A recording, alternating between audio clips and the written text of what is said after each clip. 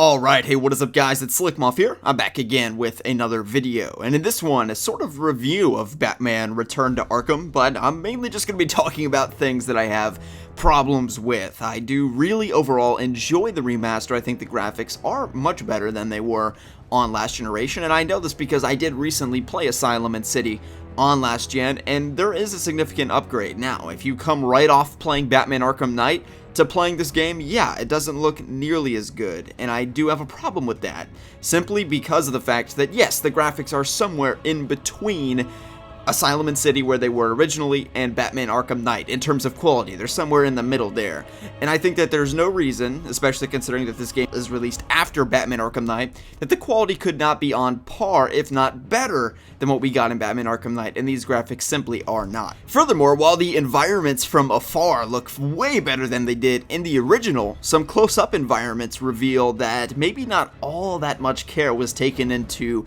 improving these close-up aesthetics and environments.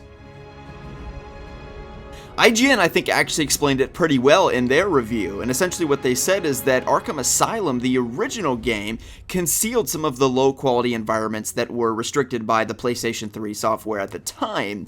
They concealed this by making the game pretty dark, and Unreal Engine 4 is just not a dark engine, at least from what we've seen. Now, I have the brightness like really, really low. I think the second to lowest setting, so it feels just like the original in terms of brightness, and I would encourage those of you that feel the game is too bright to turn it like really all the way down. You think you're going too far, but you're not. Like, go down, down, down even further, and then you get right into the right spot when you're pretty much at the bottom of the brightness scale. At least that was the case for me personally.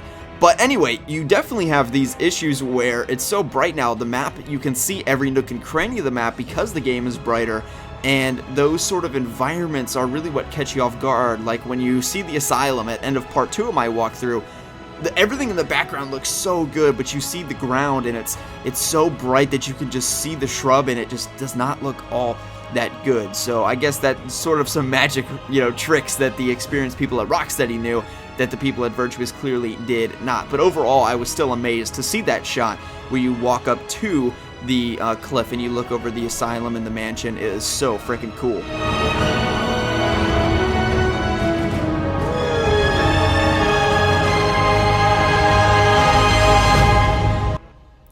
So that's really all I have to say about graphics. Yes, the quality is somewhere in between the originals and what we have now. The game is better, and you can find certain instances where the game does not look as good as it did in the originals, but in like 99% of instances, it's improved, and that's just the honest truth of it. And if not, we're not being realistic with ourselves, and I would encourage you to go back and replay the game on PS3. I mean, it is definitely improved on the PS4 and Xbox One. As much as you would like, not necessarily, but it definitely is improved. Next, I want to talk about some frame rate issues that I've been experiencing.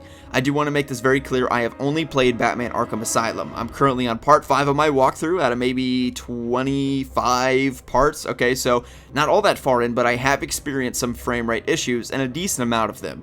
And oddly enough, this is what sort of catches me off guard about it, is that they are not in sort of high intensity situations, right, where the console may have issues processing what's going on, like, I don't know, the Bane boss fight where all this shenanigans is going on, or cutscenes, or what have you.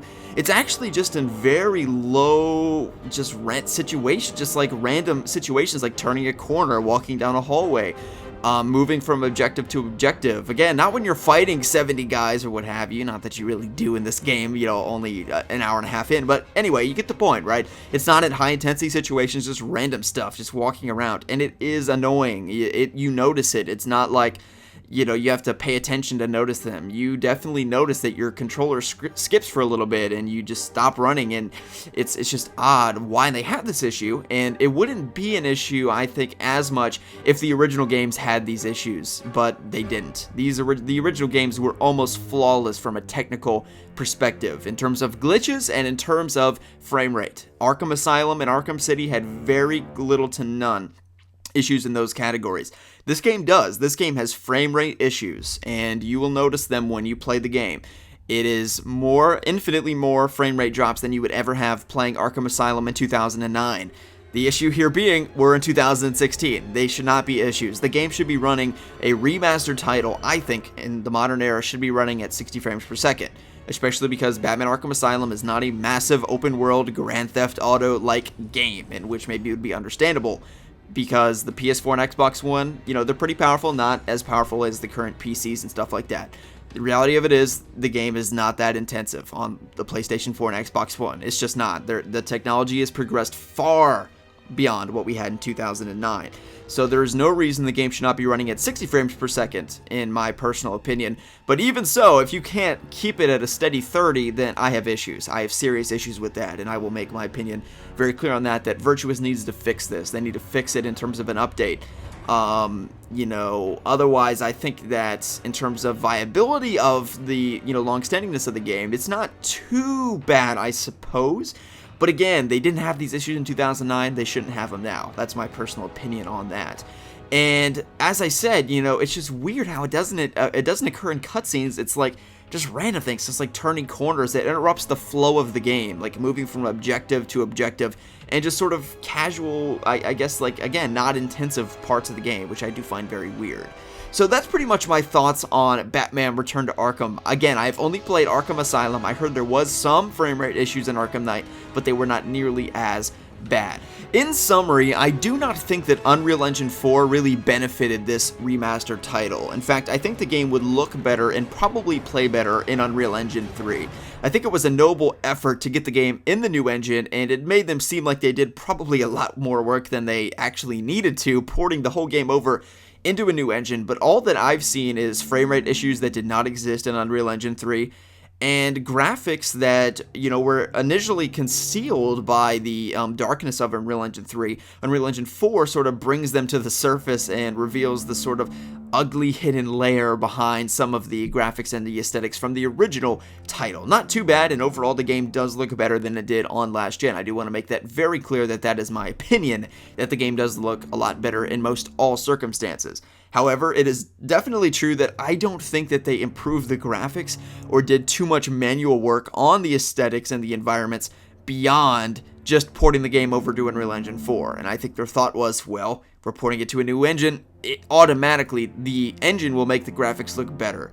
That's my presumption. I don't know if that's the case. Don't know anything about game design. Don't really care to know, to be honest with you. But I do think just having the same base game that was existing on Unreal Engine 3 and polishing that game would have been the better course of action, as opposed to porting the entire game, code for code, everything into the new engine and hoping for the best, which is kind of what Virtuous did by the looks of it. And I do see why the game was delayed. I think the game 3 months ago was probably way worse than it is now, but it's still not perfect, and the game does need to be fixed in terms of an update or a hotfix, and those frame rate issues need to be resolved. It's sort of too late for some of those graphical complaints, albeit that most of them are minor, the graphics complaints, because I look at some things like Botanical Gardens, and I look at the back map environments, and I'm just like really, really impressed, and the rain effects and all that sort of thing, and I'm really impressed, as I said. With that being said, I've had a blast playing Batman Return to Arkham, and even with some of these concerns, I'm confident that Virtuous will remedy them.